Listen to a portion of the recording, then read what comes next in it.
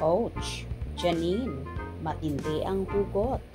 Patama nga ba kay Paulo?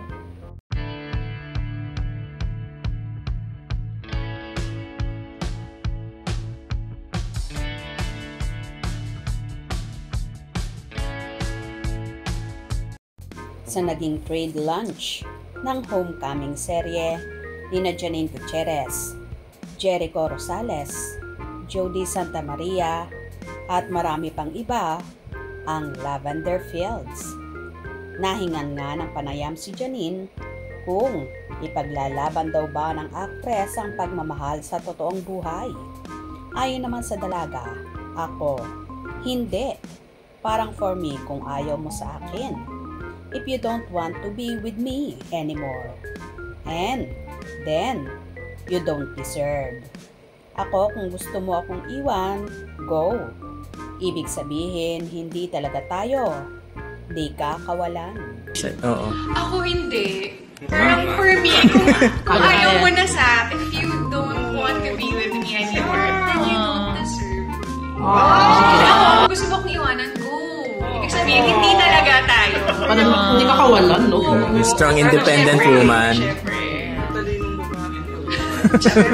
Sa mga sinagot na yon ni Janine, tila pagpapatama sa kanyang ex-nobyo na si Paulo Avellino, na iniwan nga siya at hindi naman naghabol ang aktres.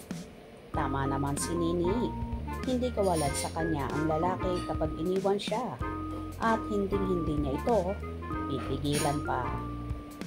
Maganda talaga ang mindset ng actress na siguro nga hindi talaga sila ang para sa isa't isa at itinadhana.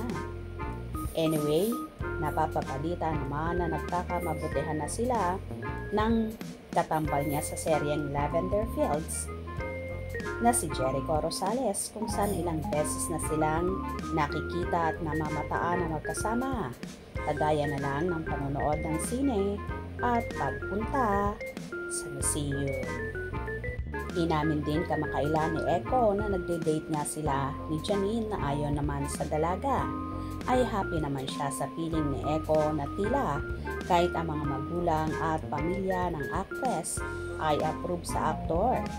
Sinasabi nga ng ilan na boto rin ang pamilya ni Janine kay Jericho.